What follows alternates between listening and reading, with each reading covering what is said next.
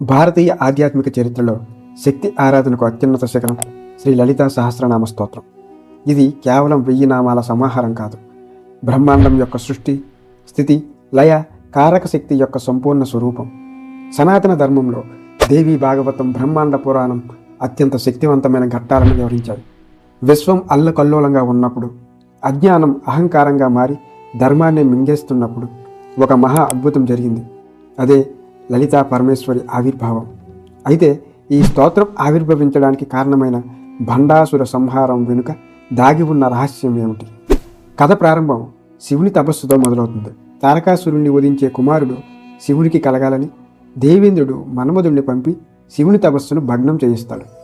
ఆగ్రహించిన ముక్కంటి తన 3వ కన్ను తెరిచి మన్మధుడిని భస్మం చేస్తాడు. ఆ మన్మధుని భస్మం నుండి చిత్రకర్మ అనే గణపతి ఒక బొమ్మను తయారు చేస్తాడు. ఆ బొమ్మకు ప్రాణం పోయాక అది ఒక భయంకరమైన శక్తిగా మారుతుంది. అతడే భండాసురుడు.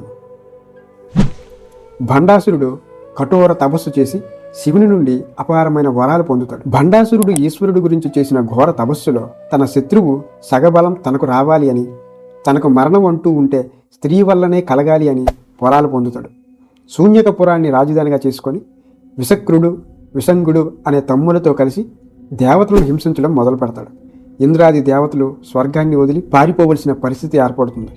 దేవతలందరూ శ్రీహరి సూచన మేరకు హిమాలయాల వద్ద మహాయాగం చేస్తారు.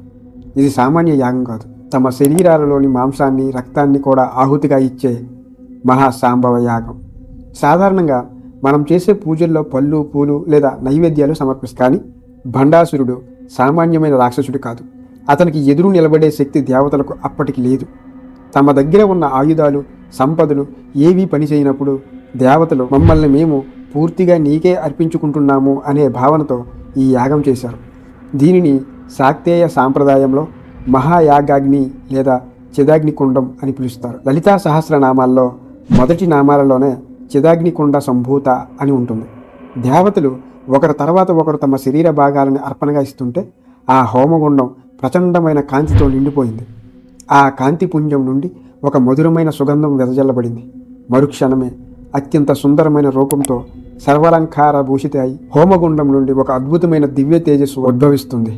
కోటి సూర్యుల వెలుగుతో, మందహాసంతో పాశం, అంకుశం, చెరుకు విల్లు, పుష్ప బాణాలను ధరించి శ్రీ లలితా పరమేశ్వరి ఆవిర్భవిస్తుంది. దేవతల ప్రార్థన మేరకు ఆమె విశ్వానికి మహారాజ్ఞిగా బాధ్యతలు చేపడుతుంది. పరమశివుణ్ణి కామేశ్వరుడిగా స్వీకరించి కామేశ్వరిగా కొలువు తీరుతుంది. బ్రహ్మ, విష్ణు, మహేశ్వరులు ఆమెకు సేవకులుగా నిలుస్తారు. భండాసురుడికి లలితాదేవి గురించి తెలిసి తన సేనలను పంపిస్తాడు. ఇక్కడే మనం అసలైన యుద్ధ వ్యూహాలను చూస్తాం. భండాసురుడితో యుద్ధం చేసేటప్పుడు అమ్మవారు ఒంటరిగా వెళ్ళలేదు. ఆమె శక్తిసేన అనే ఒక మహా సైన్యానికి నాయకత్వం వహించింది. ఆ సైన్యంలో ముఖ్యమైనవి ఈ 3 రథాలు. శ్రీచక్ర రథం, ఇది సాక్షాత్తు అమ్మవారైన శ్రీ లలితా పరమేశ్వరి అధిరోహించిన రథం. దీనిని చక్రరాజ రథం అని కూడా అంటారు. ఇది 9 అంతస్తులు కలిగిన మహారథం. ప్రతి అంతస్తుల్లోనూ యోగినిల రూపంలో కొన్ని ప్రత్యేక శక్తులు కాపలా ఉంటారు. ఇది కేవలం ఒక వాహనం కాదు, శ్రీచక్రం యొక్క భౌతిక రూపం. ఈ రథం కదులుతుంటే అనంతమైన కాంతి వెదజల్లుతుంది. రెండవది గేయచక్ర రథం. ఈ రథంపై శ్యామలాదేవి మాతంగి లేదా మంత్రినీదేవి రూపాలలో ఉంటుంది. లలితాదేవికి ఈమె ప్రధానమంత్రి, అంటే యుద్ధ తంత్రాలు, వ్యూహాలు పన్నేది ఈమె. గేయ అంటే సంగీతం.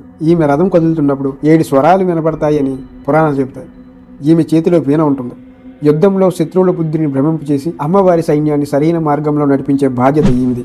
ఇక 3వ రథం కిరిచక్ర రథంపై వారాహిదేవి లేదా దండనాథదేవి ఉంటుంది. లలితాదేవి సైన్యానికి సేనాధిపతి. కిరి అంటే వరాహం. ఈ రథం వరాహ ముఖం కలిగిన శక్తులతో లాగబడుతుంది. దీనికి అపారమైన బలం ఉంటుంది. యుద్ధరంగంలో నేరుగా శత్రువులను చీల్చి చెండాడే బాధ్యత ఈమెది. చేతిలో నాగలి, ముసలం వంటి ఆయుధాలను ధరించి శత్రువుల కోటలను బద్దలు కొడుతుంది. ఈ 3 కలిసి తమ వెంట ఉన్న కోట్లాది మంది యోగినుల శక్తి సైన్యంతో కలిసి భండాసురుడి అపారమైన రాక్షస సైన్యాన్ని ఎదుర్కొన్నారు. లలితా సహస్రనామాల్లో కూడా రాజ్యభారమంతా మంత్రినికి అప్పగించినది, అలాగే కోట్లాది శక్తులను దండనాథదేవికి అప్పగించినది అని ఈ రథాల గురించి వర్ణించబడింది. బాలా త్రిపుర సుందరి సాక్షాత్తు లలితా పరమేశ్వరి యొక్క పుత్రిక రూపం. ఆమె ఎప్పుడూ 9 ఏళ్ల చిన్నారిలా కనిపిస్తూ ఉంటుంది. లలితాదేవి హృదయం నుండి ఈమె ఆవిర్భవించిందని పురాణాలు చెబుతాయి. చిన్నపిల్ల అయినప్పటికీ ఈమె అపారమైన జ్ఞానానికి, పరాక్రమానికి ప్రతీక. భండాసురుడికి 30 మంది కుమారులు ఉన్నారు. వీరు చాలా బలవంతులు. యుద్ధరంగంలో ఈ 30 మంది రాక్షస కుమారులు దేవతల సైన్యాన్ని ముప్పు తిప్పలు పెడుతుంటారు.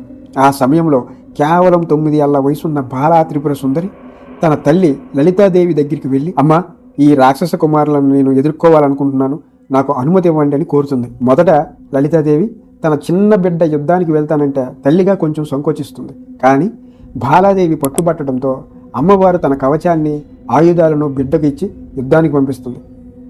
బాలా త్రిపుర సుందరి తన చిన్న రథంపై యుద్ధరంగంలోకి దూకుతుంది. భండాసురుని 30 మంది కుమారులు ఆమెపైకి వేల కొద్ది ఆయుధాలు విసురుతారు. కానీ బాలాదేవి నారాయణాస్త్రం అనే మహా అస్త్రాన్ని ప్రయోగించి ఆ 30 మందిని క్షణకాలంలో భస్మం చేస్తుంది. చిన్న వయసులోనే పెద్ద విజయాన్ని సాధించి తన తల్లి పాదాల చెంతకు చేరిన బాలా త్రిపుర సుందరిని చూసి ముల్లోకాలు హర్షించాయి. యుద్ధం జరుగుతున్నప్పుడు అమ్మవారి శక్తిసేన సైన్యం చాలా వేగంగా రాక్షసులను అంతం చేస్తూ ముందుకు దూసుకెళ్తుంటుంది. ఇది చూసి భయపడిన భండాసురుడు జయవిఘ్న అనే ఒక మాయా యంత్రాన్ని యుద్ధభూమిలో ప్రయోగిస్తాడు. ఈ యంత్రం ఒక అదృశ్య శక్తిలా పనిచేస్తుంది. ఇది అమ్మవారి సైన్యంలో ఆలస్యాన్ని, బద్ధకాన్ని, నీరసను కలిగిస్తుంది. శక్తిసేనలోని యోధులు అకస్మాత్తుగా తమ పరాక్రమాన్ని మర్చిపోతారు. మనం ఎందుకు యుద్ధం చేస్తున్నాం, మనం గెలవగలమా అనే సందేహాల్లో మునిగిపోయి యుద్ధం ఆపేసి చైతన్యం లేకుండా ఉండిపోతారు. తన సైన్యం ఇలా స్తంభించిపోవడం చూసిన లలితా పరమేశ్వరి ఏమాత్రం ఆందోళన చెందకుండా కేవలం ఒక్క చిరునవ్వు నవ్వుతుంది. ఆ జగన్మాత పరమశివుణ్ణి చూసి నవ్వినప్పుడు ఆ దివ్యహాసం నుండి అపారమైన తేజస్సుతో మహాగణపతి ఆవిర్భవిస్తాడు. వినాయకుడు పుట్టడమే విఘ్ననాయకుడిగా పుట్టాడు. అంటే ఎలాంటి ఆటంకాన్నైనా తొలగించగల శక్తి ఆయనది. మహాగణపతి తన దంతంతో భండాసురుడి ప్రతిష్ఠించిన ఆ జయవిఘ్న యంత్రాన్ని ముక్కలు ముక్కలుగా పగలగొడతాడు. యంత్రం పగిలిపోగానే అంతవరకు మాయలో ఉన్న శక్తి సైన్యం ఒక్కసారిగా మేల్కొంటుంది. వారందరికీ మళ్ళీ రెట్టింపు ఉత్సాహం వస్తుంది. గజముఖుడైన వినాయకుడు ఆ రాక్షస సైన్యాన్ని తన తొండంతో, దంతంతో చిందర వందర చేస్తాడు. అందుకే లలితా సహస్రనామాల్లో కామేశ్వరుడి ముఖాన్ని చూసి నవ్వినప్పుడు పుట్టిన గణేశుడు అనే అర్థం వచ్చేలా ఒక నామం సహస్రనామాలలో ఉంటుంది. అమ్మవారి చిరునవ్వు నుండి పుట్టిన గణపతి అపజయమనే యంత్రాన్ని ధ్వంసం చేసి విజయానికి మార్గం సుగమం చేశాడు. అడ్డంకులు తొలగిన శక్తిసేన ఇప్పుడు నేరుగా భండాసురుడి కోట వైపు కలం దొక్కుతుంది. యుద్ధం పతాక స్థాయికి చేరినప్పుడు భండాసురుడి తన మాయాశక్తితో గతంలో విష్ణుమూర్తి సంహరించిన రాక్షసులందరినీ, హిరణ్యాక్షుడు, హిరణ్యకశిపుడు, రావణాసురుడు మొదలైన వారినందరినీ తిరిగి సృష్టిస్తాడు. వారిని చూసి దేవతలు భయపడతారు. అప్పుడు లలితాదేవి తన చేతి వేళ్ల గోళ్ల నుండి ఒక్కో అవతారాన్ని సృష్టిస్తుంది. అమ్మవారి కుడి చేతి 5 వేళ్ల గోళ్ల నుండి మత్స్య, కూర్మ, వరాహ, నరసింహ, వామన అవతారాలు పుట్టాయి. ఎడమ చేతి 5 వేళ్ల గోళ్ల నుండి పరశురామ, రామ, బలరామ, కృష్ణ, కల్కి అవతారాలు పుట్టాయి. లోకాలను రక్షించడానికి శ్రీ మహావిష్ణువు ఎత్తిన దశావతారాలు కూడా ఆ జగన్మాత గోటి చివరి నుండి పుట్టినవే అని, ఆమె అంతటి శక్తివంతురాలని దీని అర్థం. ఈ 10 అవతారాలు భండాసురుని సృష్టించిన మాయా రాక్షసులను అంతం చేస్తాయి. రాక్షస సైన్యం అంతా తుడిచిపెట్టుకుపోయిన తర్వాత భండాసురుడు ఒంటరిగా మిగులుతాడు. అప్పుడు అమ్మవారు తన వింటికి మహాకామేశ్వర అస్త్రం సంధిస్తుంది. ఇది సామాన్యమైన బాణం కాదు, ఇది ప్రచండమైన అగ్నిజ్వాలను చిమ్ముతూ వెళ్తుంది. ఈ అస్త్రం భండాసురుని తాకగానే అతనిలోని రాక్షసత్వం భస్మమైపోతుంది. అతని రాజధాని అయిన శూన్యకాపురం కాలి బూడిదవుతుంది. దీనితో లోకాలను పట్టిన పీడ వదిలిపోతుంది. కథ ప్రారంభంలో శివుని కంటి మంటల వల్ల మన్మధుడి భస్మయ్యాడని చెప్పుకున్నాం కదా.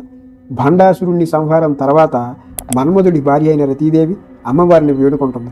లలితాదేవి తన కరుణా కటాక్షంతో మన్మధుడిని తిరిగి బతికిస్తుంది. మన్మధుడిని ఉద్ధరించినది కాబట్టి ఆమెకు మన్మధోద్ధారిణి అనే పేరు వచ్చింది. భండాసురుడికి స్త్రీ వల్ల మరణం అనే వరం ఉంది. అయితే అతని ప్రధాన బలం శత్రువులలో సగభాగం తనకు రావడం. అందుకే ఇతర దేవతలు అతన్ని ఏమీ చేయలేకపోయారు. కానీ లలితా పరమేశ్వరి ఆది పరాశక్తి కాబట్టి ఆమె అనంతమైన శక్తి నుండి సగం తీసుకోలేక భండాసురుడు ఓడిపోతాడు. భండాసుర సంహారం తర్వాత అమ్మవారి ఆజ్ఞ మేరకు వజిన్యాది వాగ్దేవతలు అమ్మవారిని స్తుతిస్తూ ఈ శ్రీ లలితా సహస్రనామ స్తోత్రాన్ని రచించి హయగ్రీవుడి ద్వారా అగస్త్య మహర్షికి అందజేశారు.